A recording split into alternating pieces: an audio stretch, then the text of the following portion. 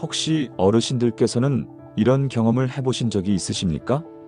자식이나 손자, 손녀가 특별히 노력하지 않았는데도 좋은 일들이 계속 생기는 것을 보시면서 마음 한편으로는 기쁘지만 한편으로는 신기하다는 생각이 드셨던 적 말입니다. 어떤 분들은 자식이 갑자기 승진을 하거나 손자가 시험에서 예상보다 훨씬 좋은 결과를 얻거나 또는 가족들에게 뜻하지 않은 좋은 기회들이 연달아 찾아오는 것을 경험하십니다. 그런데 이런 일들이 우연의 일치일까요? 아닙니다. 불교에서는 이것을 매우 명확하게 설명하고 있습니다. 부처님께서는 화엄경에서 이렇게 말씀하셨습니다. 선업은 마치 향기와 같아서 바람을 타고 사방으로 퍼져나간다. 부모의 선업은 자손 3대에 이르기까지 그 복을 나누어 받는다. 이것이 바로 공덕의 전이, 즉 선조의 공덕이 후손에게 흘러들어가는 불교의 깊은 진리입니다. 오늘 저와 함께 부모의 공덕이 자손에게 흘러드는 5가지 명확한 징후들을 살펴보시겠습니다. 이 5가지를 아시게 되면 여러분께서도 자손들에게 일어나는 좋은 일들이 단순한 우연이 아니라 여러분의 공덕이 만들어낸 귀한 결실임을 깨달으실 수 있을 것입니다. 그리고 더 나아가 어떻게 하면 이러한 공덕을 더욱 쌓아서 자손들에게 더 큰 복을 전해줄 수 있는지도 함께 알아보겠습니다.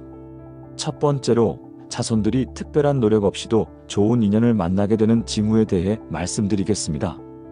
부처님께서 안한존자에게 하신 말씀 중에 이런 내용이 있습니다. 안한아, 선한 부모 밑에서 태어난 자식은 마치 향기로운 꽃밭에서 자란 나비와 같아서 어디를 가든 좋은 향기를 풍기며 좋은 벗들이 자연스럽게 모여든다.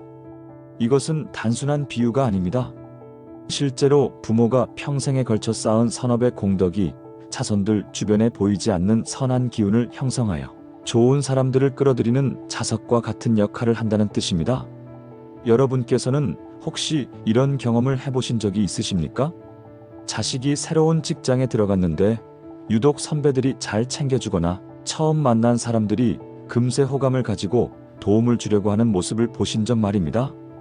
또는 손자, 손녀가 학교에서 좋은 선생님을 만나거나 친구들 사이에서도 늘 인기가 좋고 도움을 받는 것을 보신 적이 있으실 겁니다. 이런 일들이 일어날 때 많은 분들이 우리 아이가 성격이 좋아서 그런가 보다 하고 생각하시지만 사실은 그보다 훨씬 깊은 이유가 있습니다. 옛날 중국의 선승 황벽 선사께서 이런 말씀을 하셨습니다.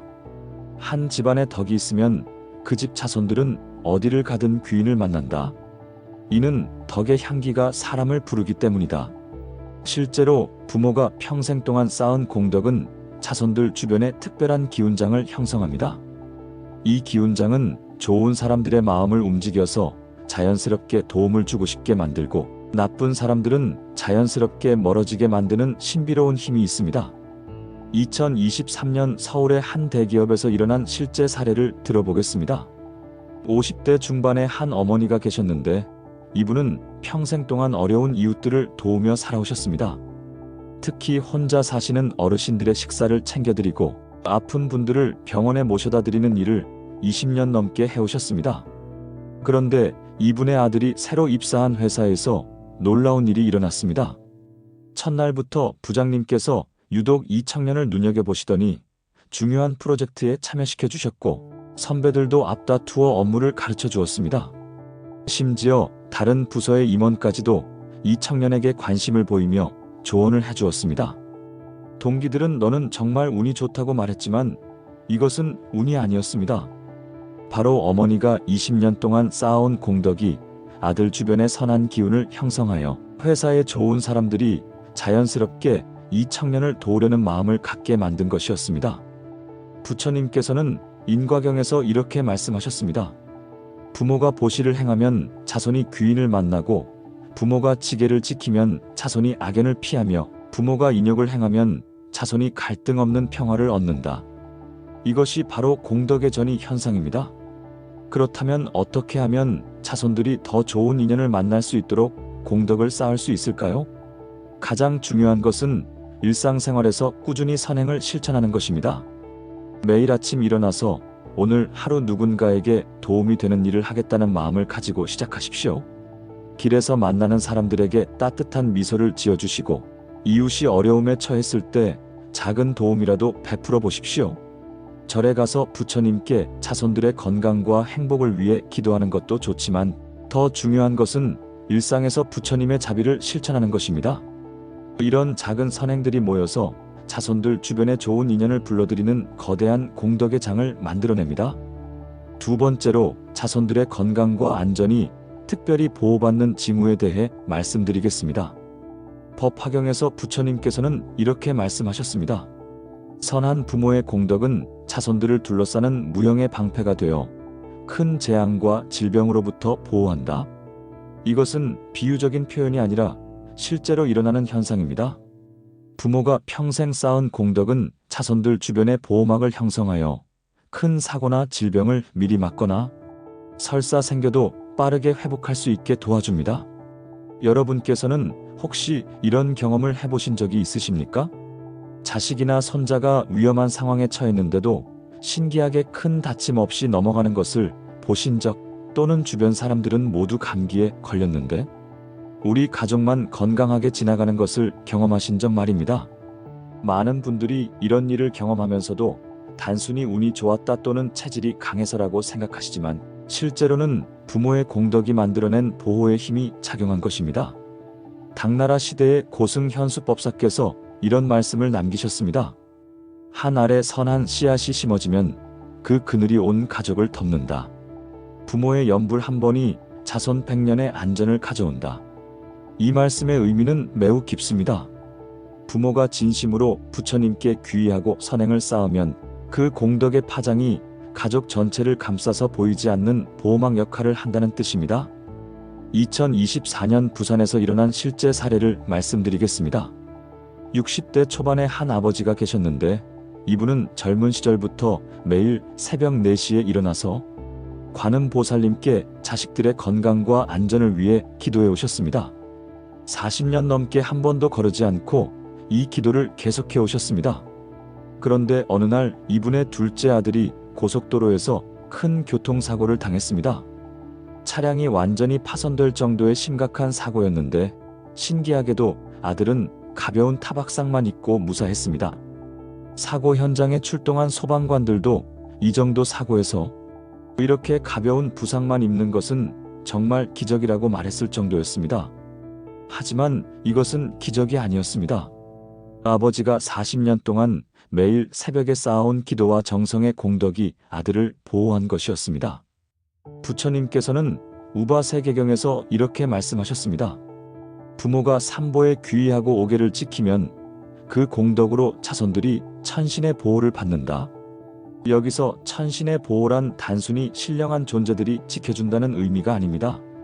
부모의 선업이 만들어낸 긍정적인 에너지가 자손들 주변의 환경을 좋게 만들어서 위험한 상황을 미리 피하게 하거나 설사 위험에 처해도 피해를 최소화하게 만든다는 과학적인 의미입니다. 또 다른 사례로 대구의 한 어머니가 계셨습니다.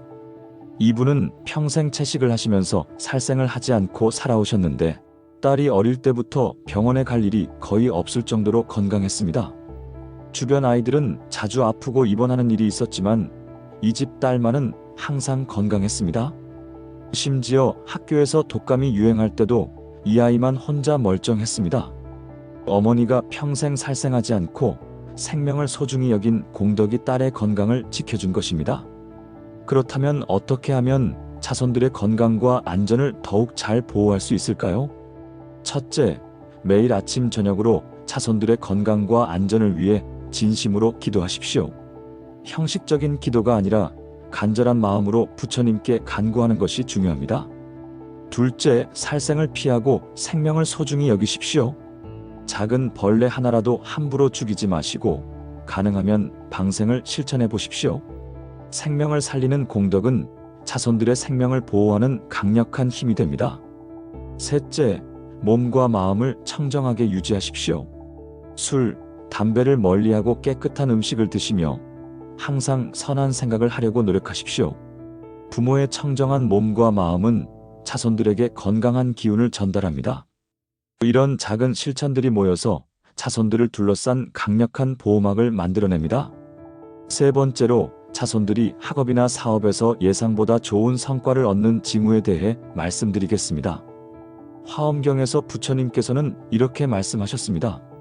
부모가 지혜를 구하고 법을 공부하면 그 공덕이 자손들의 마음을 밝게 하여 지혜로운 판단을 할 수 있게 한다. 이것은 매우 구체적인 현상입니다. 부모가 불법을 공부하고 지혜를 쌓으면 그 공덕이 자손들의 학습 능력과 판단력을 높여주어 학업이나 사업에서 좋은 결과를 얻게 도와줍니다. 여러분께서는 혹시 이런 경험을 해보신 적이 있으십니까? 자식이 특별히 공부를 열심히 하지 않았는데도 시험에서 좋은 점수를 받거나 사업을 하는 자식이 어려운 결정을 내려야 할 때마다 신기하게 올바른 선택을 하는 것을 보신 적 말입니다. 또는 손자, 손녀가 학교에서 어려운 문제를 만났을 때 갑자기 좋은 아이디어가 떠올라서 해결하는 모습을 보신 적도 있으실 겁니다. 이런 일들이 일어날 때 많은 분들이 머리가 좋아서 또는 운이 좋아서라고 생각하시지만 실제로는 부모의 지혜 공덕이 자손들에게 전달된 결과입니다. 송나라 시대의 선승대예선사께서 이런 말씀을 하셨습니다. 한 집안에 불법을 공부하는 사람이 있으면 그 집 자손들은 어리석은 일을 하지 않게 된다. 이는 법의 지혜가 혈맥을 타고 흐르기 때문이다. 이 말씀의 깊은 의미를 이해하기 위해 실제 사례를 들어보겠습니다. 서울에 한 할머니가 계셨는데 이분은 70세가 넘어서 한글을 배우신 후 불경 공부에 빠져들었습니다. 매일 반야심경과 법화경을 읽으시면서 부처님의 지혜를 배우려고 노력하셨습니다. 비록 어려운 한자와 불교 용어를 완전히 이해하지는 못하셨지만 30년 동안 꾸준히 공부를 계속하셨습니다. 그런데 이분의 손자가 대학 입시를 준비할 때 놀라운 일이 일어났습니다.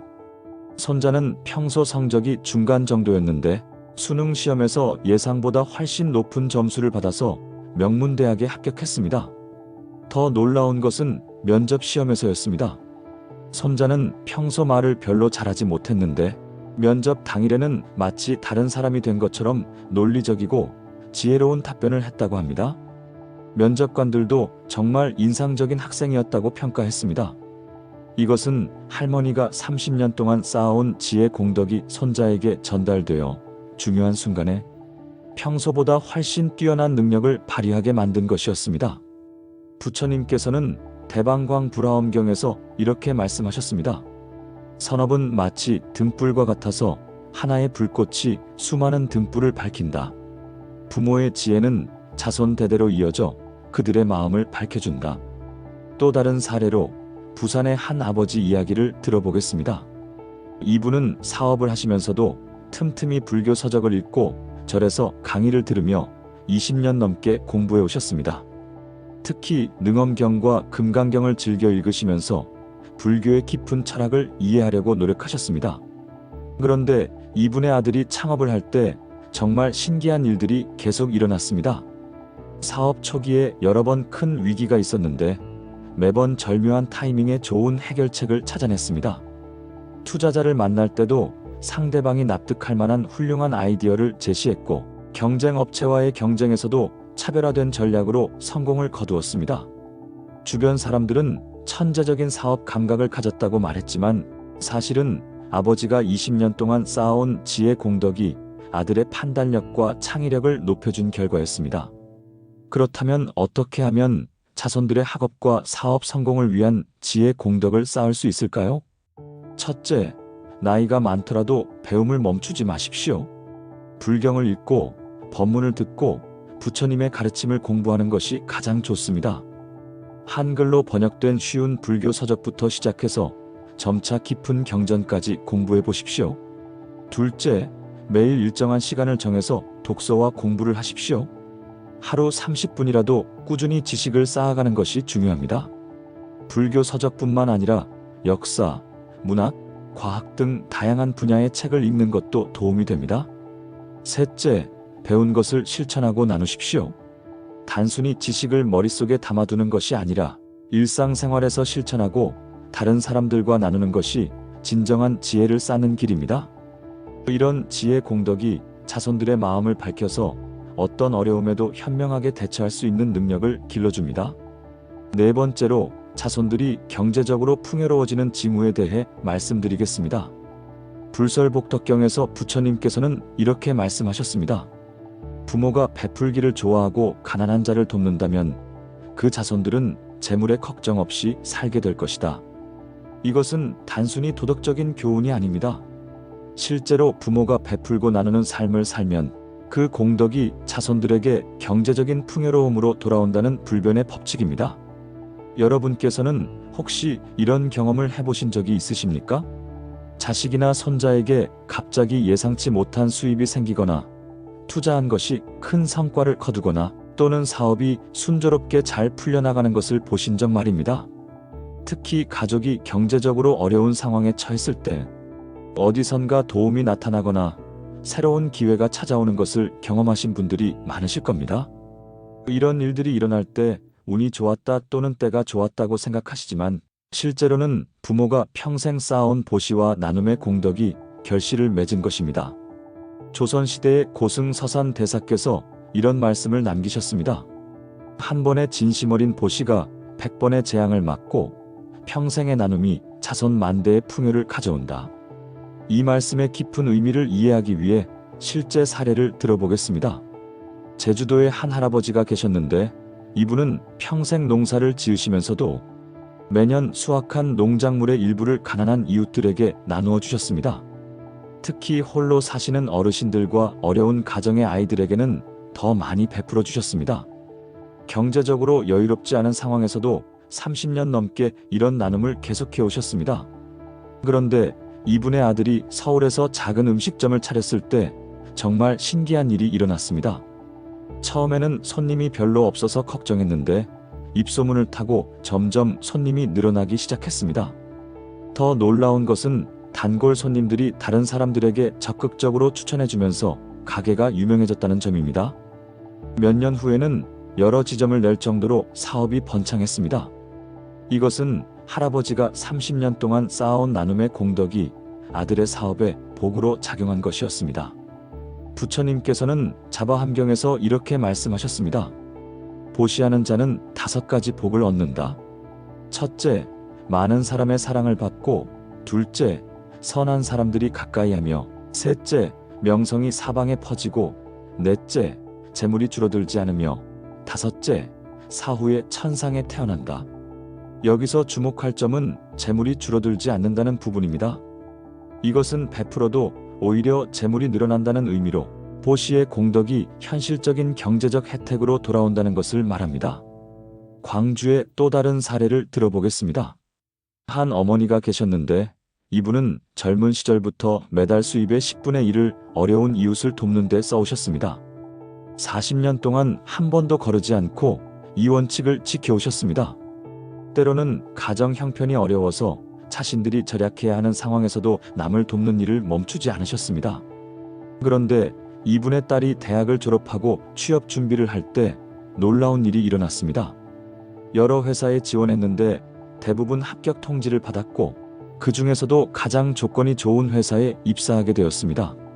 더욱 놀라운 것은 입사 후 승진이 빠르게 이루어졌고 몇 년 후에는 임원 후보자로까지 거론되었다는 점입니다. 주변에서는 능력이 뛰어나서라고 말했지만 사실은 어머니가 40년 동안 쌓아온 보시의 공덕이 딸의 경제적 성공으로 나타난 것이었습니다.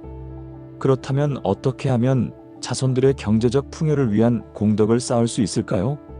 첫째, 수입의 일정 비율을 정해서 꾸준히 어려운 이웃을 도우십시오. 금액의 크기보다는 꾸준함이 더 중요합니다. 매달 10,000원이라도 진심으로 베푸는 것이 한 번에 큰 금액을 내는 것보다 더 큰 공덕을 쌓습니다. 둘째, 절이나 사회복지시설에 정기적으로 후원하십시오. 특히 고아원, 양로원, 장애인 시설 등에 도움을 주는 것은 매우 큰 공덕이 됩니다. 셋째, 음식을 나누어 주는 공덕을 쌓으십시오. 굶주린 사람에게 음식을 제공하는 것은 불교에서 가장 큰 공덕 중 하나로 여겨집니다. 무료 급식소에서 봉사하거나 어려운 이웃에게 반찬을 만들어 나누어 주는 것도 좋습니다.